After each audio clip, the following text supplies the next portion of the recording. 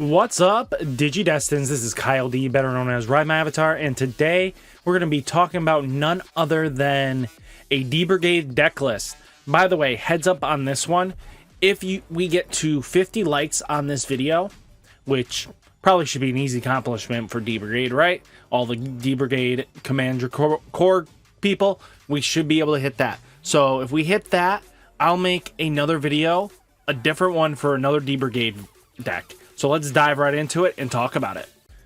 So let's start this video off, shall we? First off, we're going to be playing none other than 4 Pagumon.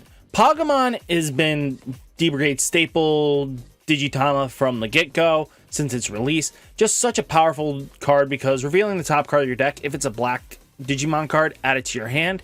If not, bottom deck it. Yes, it sucks when you bottom deck the cards you need, but it should have just said black card in general. Would have been so beneficial. That draw value would have been so good for black.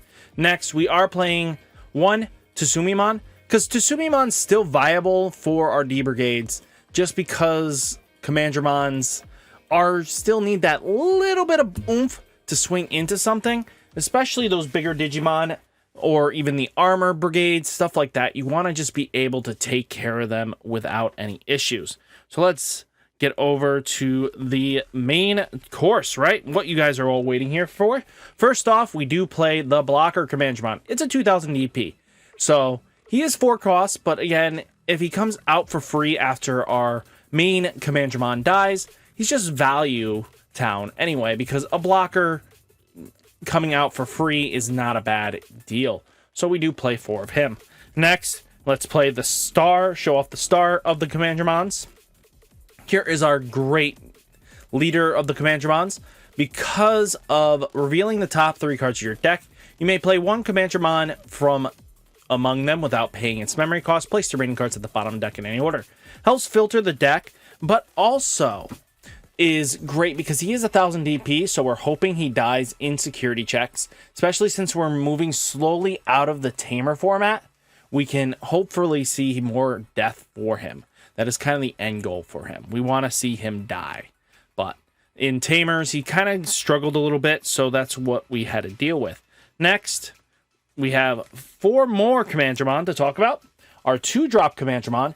His goal is to be played to help memory choke, and he's just another Commandramon for the Darkdramon plays and stuff like that. So he's just value town all around. So Commandramon, Commandramon, Commandramon. We know this, right? Next, we are playing none other than 3 4-drop Commandramons. Okay, so it's much wondering why we're 1 less. There's some other card text we kind of played, so we gotta slim him down just slightly. But it's gonna help us. Don't worry. I promise you, there's nothing wrong with moving him down just a tad bit. Next, we do play Hagurumon. So this one is allowing us to trash one of our Digimon with machine or cyborgs in its types from our hand, draw 2. So basically effectively helping us filter our deck, fuel our graveyard with Commandramons, and just value town left and right. So just pretty much a solid lineup here. I think that's a very good one. So next, we are playing none other than 4 Nanimon. Well, the reason why we're playing 4 Nanimon is because he can come out of security and then he comes into play. But he's also a 3-drop. So that means if for some weird reason we can set up a Jagras play or DNA Digivolve, which I prefer, which I only say Jagras because of how it is, but if we go DNA Digivolving for what card we have, it could help us win the game because then we're not restricted to winning with Darkdramon, but we could do both. So just food for thought, really. Next, we are playing not another champion here, and that's Sealsdramon here. Just because he's a good target all around, just a 2-cost Digivolve on top of our free rookies here, so that maybe we just need him to Digivolve, and then we can set up a Jagras play. So just another blocker too, doesn't hurt. I mean, blockers are kind of weird this format.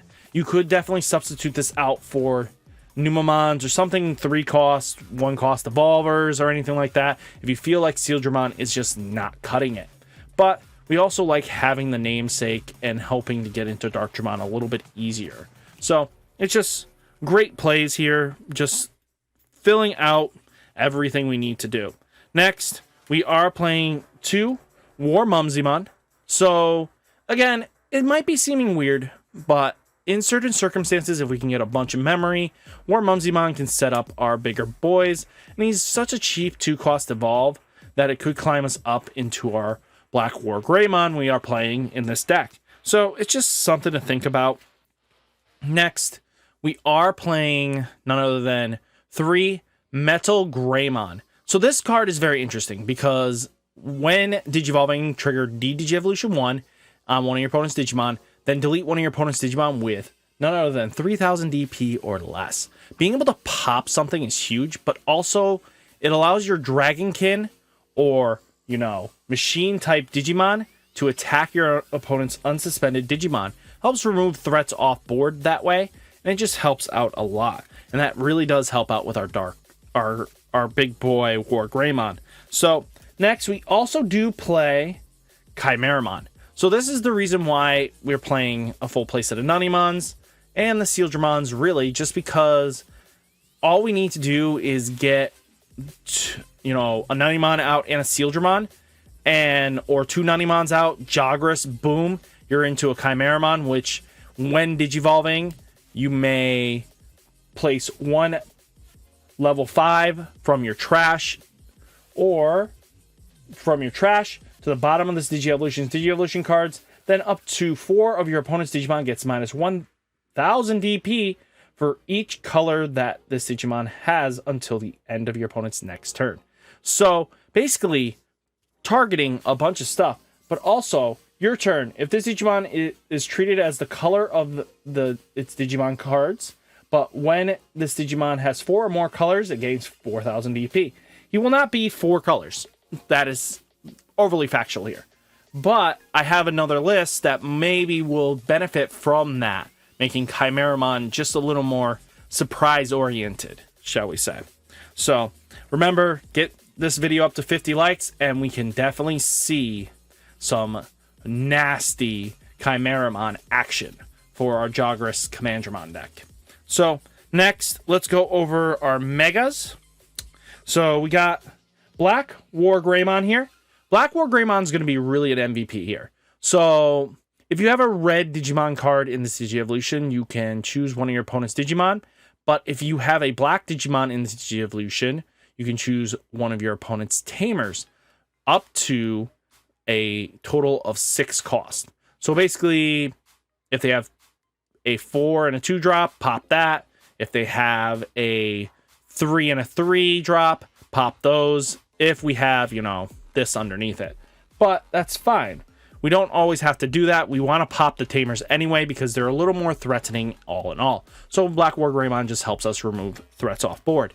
Next, we do play Darkdramon. So this has Rush, and then the return up to 5 of your cards with D-brigade in their typing from your trash to the top of your deck in any order. And then for each card return, gain 2 memory. Only cards that really slow this down is the memory blockers, but Kaimaramon should be able to handle that and go into Darkdramon later. Just plays on plays. But we're also playing 3 Omnimon Zwart defeat. This is why the deck is kind of a little pricier than what we want it to be, but he comes out from security, so he comes out for free.